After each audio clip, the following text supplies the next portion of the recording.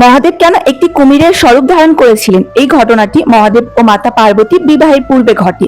মহাদেব, যিনি সকল দেবতাদের আদিদেব, যিনি ত্রিকালদর্শী পরমেশ্বর, যিনি কালেরও কাল মহাকাল, যিনি ত্রিলোকের স্বামী, তাকে স্বামী রূপে প্রাপ্ত করা কোনো সাধারণ নারীর পক্ষে সম্ভব নয়।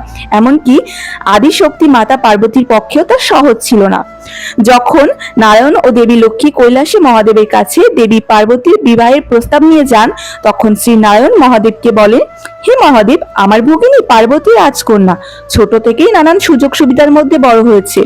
বিবাহের পর কৈলাসে থাকতে হলে তার এক রাজপ্রাসাদের প্রয়োজন হবে, কিন্তু মহাদেব সংসারে বিষয় শক্তি মোহমায়ের ঊর্ধ্বে, তাই তার সহধর্মিণীকেও একই পথের প্রতীক হয়ে কৈলাসে বসবাস করতে হবে। তাই বিবাহের পূর্বে মহাদেব স্ত্রী রূপ ধারণ করে দেবী পার্বতীর সঙ্গে দেখা করতে তিনি একটি যোগিনীর রূপ ধারণ করে দেবী পার্বতীর হস্তরেখা দেখে বলেছিলেন, তোমার মনে যার ছবি আছে তাকে পেতে হলে তোমাকে কঠোর তপস্যা করতে হবে।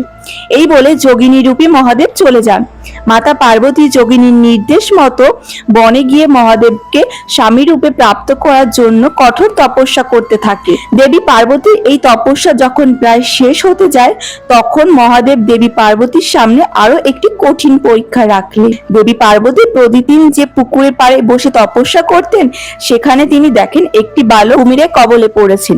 দেবী পার্বতী কিছু করার আগেই কুমিরের গতি দেখে মাতা পার্বতী বুঝতে পারে এটি কোনো সামান্য কুমির নয়। দেবী পার্বতী কুমিরটিকে বলেন, বালকটিকে ছেড়ে দাও, পরিবর্তে আমাকে আহার করো।